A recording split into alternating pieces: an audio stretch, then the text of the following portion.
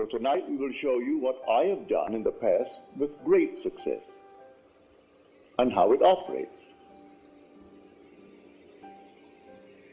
Now, if I wanted something in this world, and who doesn't, I would formulate an act which would imply that I have it. And then in my imagination, I would simply, having performed that act, I would yield completely to this being within me to execute it. I would fall off into sleep, convinced that he heard me, that he saw my act in faith. I simply yield completely to him, having acted. It's an act of self-commission. I perform the act. What act? I act as though I had what I sought. I act as though I heard that you have what you asked of me. I perform an act, and then I yield completely to that depth of my own being, who is God, and allow him from that depth to externalize it for me. All I have to do is to completely yield to this being within me, for he has ways and means I, on this level of my being, know not of. I rise then under compulsion, and under this compulsion I go through a series of events which will lead up to the fulfillment of that to which I yielded. I assume that it's done, and then I commune with myself and gave thanks within me that it is done. And it works in every way. You want to be, and you name it. You want to be successful in the world of Caesar, in dollars and cents, nothing wrong with it. You want to be a successful doctor, successful lawyer, I don't care what it is. You want to be, well then formulate in your mind's eye what it would be like if it were true. How would you see the world if you were now the man that you would like to be? See it in your mind's eye, and then yield yourself completely to the depth of your own being. How do I do that? Simply fall asleep in the assumption. I dare to assume that I am the man that at the moment reason denies, and then fall asleep in that assumption, leaving it completely to the depth of my own being to externalize it in my world. I will wake tomorrow morning under compulsion to do certain things which I had not formulated, I hadn't determined. I'll find I'll meet the right people. I'll do this, I'll do that, I'll do the other, and it all adds up towards the externalization of my assumption. So within you is that power, within you is that wisdom, to do anything that you desire in this world. So this is the faith of which I speak. How do I do it? You can sit right here. And you go to bed at night, as you're told in the 4th Psalm. Commune with your own self upon your bed and be silent. You don't commune with another, you commune with your own self. That's God. For the self of man is God. When you say, I am, that's God. There is no other God. But you don't see him. Now, he has become invisible. The darkest night in the world was when God became invisible. He told the story to all of us before we set forth. Then he became invisible and took up his residence in us. He became invisible. And in us, he is I am, my own wonderful human imagination. That's God. So I don't see my imagination as I see objects in space. For imagination is the reality that is causing these objects in space. So I see the fruits of its activity, but I do not see it because it is invisible. The day will come, I will see it. I have seen him. He has no beginning, no end. He is the Ancient of Days. But he's infinite love. There's nothing but love. Yet he will wait on us just as swiftly and as indifferently when the will in us is evil as when it is good.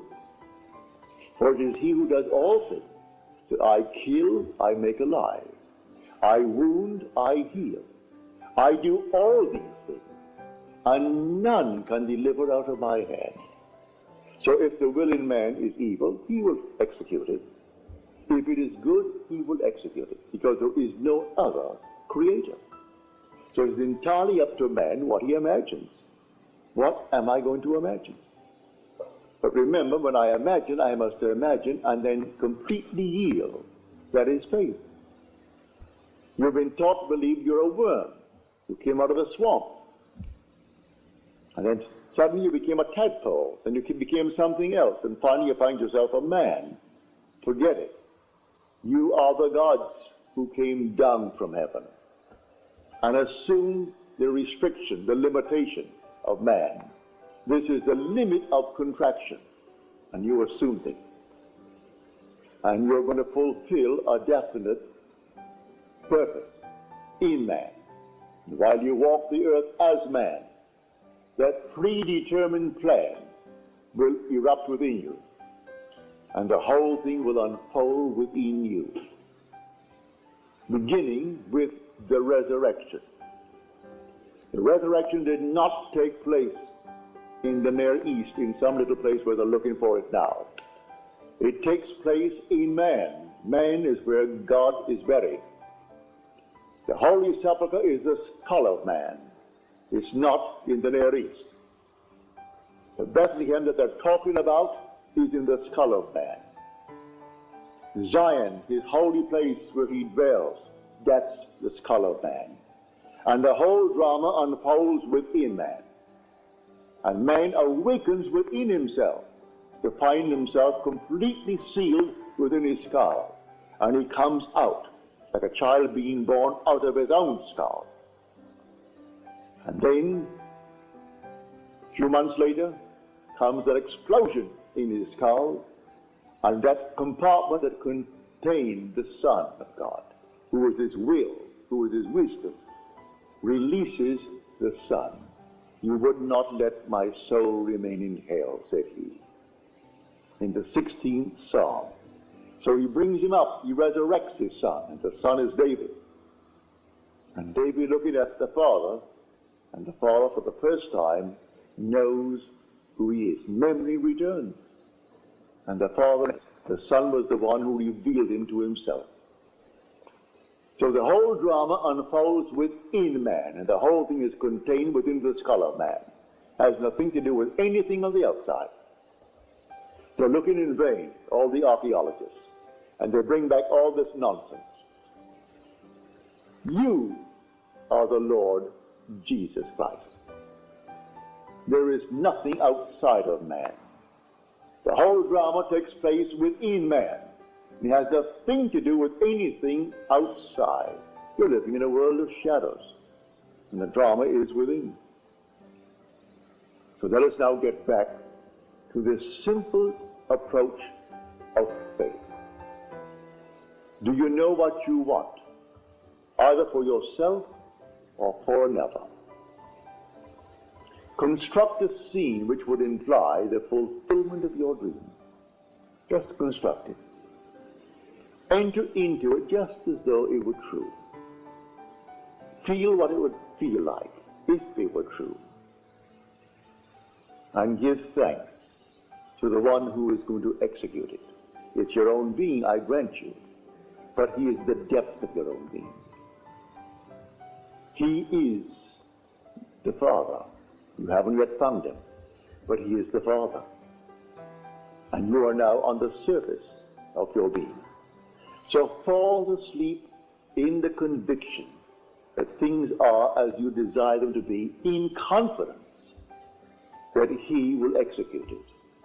I use the word he, it's yourself. But for clarity's sake, I say he, because you're not aware of him as yet. You will be one day. Everyone will be aware of that being. And because that being has one son, And that one Son is the Son of all. We are one. There's only one. There aren't millions of gods, only one God.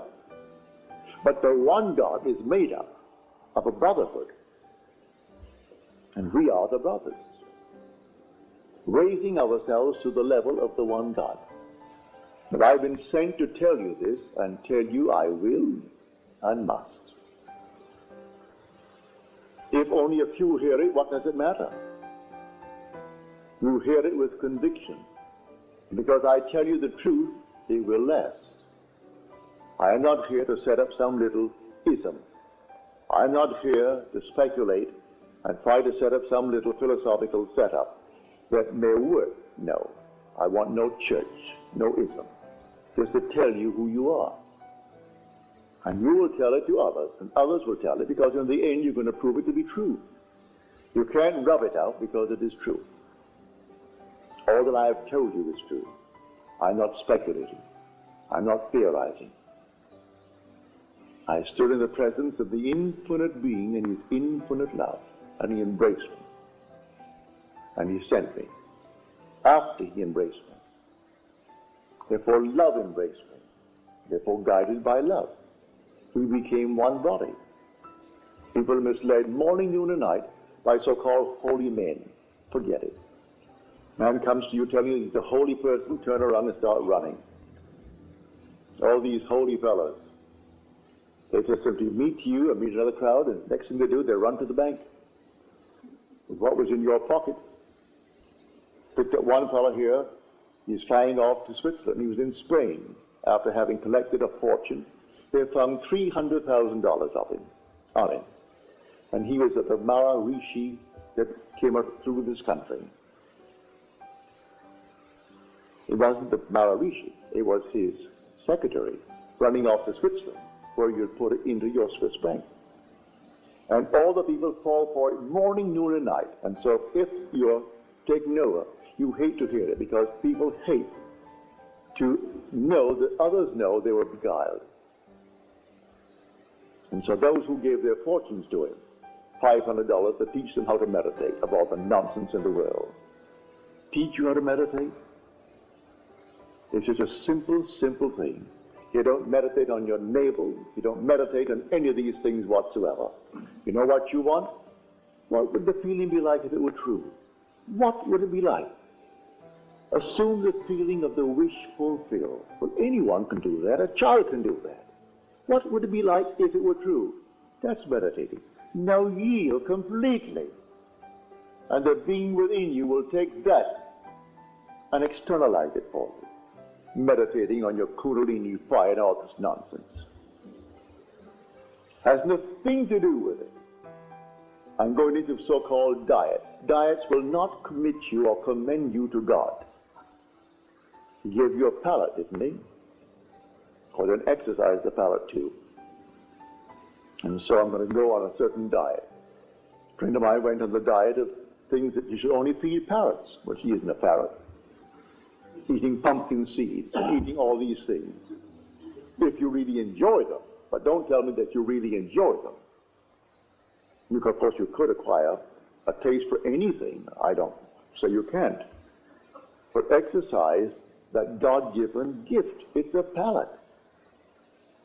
And simply enjoy it. So, to come down to the night's message on faith. By faith, the worlds were created by the Word of God. Faith does not give reality to the unseen things. Faith is loyalty to unseen reality. For this thing exists. All things exist. I tell you from my own experience that the entire world that is unseen to this world exists now. It actually exists. Not out there beyond the stars, right here. It's all existing right here. And the day will come that you will actually awake and you'll be able to step into these unnumbered sections of time. 1,000 years ago has not passed away. And 2,000 years from now is not something that is going to suddenly form itself. It is now. And you are simply in a section of time. And the day will come you'll be able to move into any section of time. All these things exist now. And the purpose of it all is simply to awaken.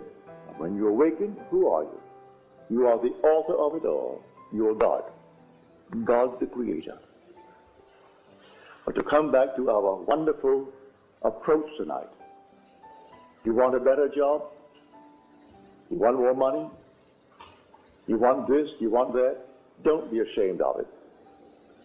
Who gave you the urge? The Father did.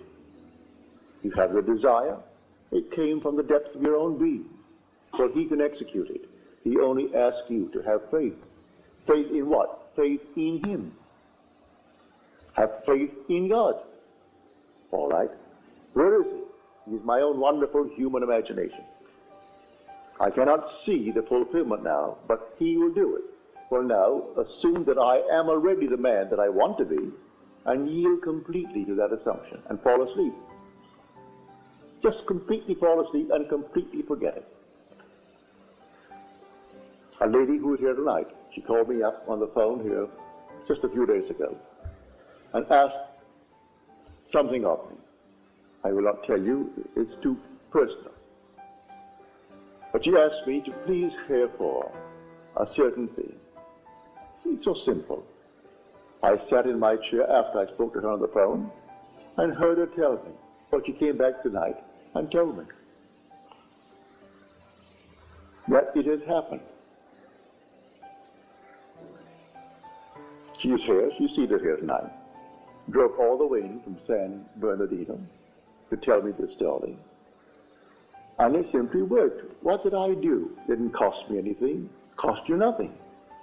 What does it cost anyone to have faith in God? Why put a price on it? Why charge anyone? It costs nothing.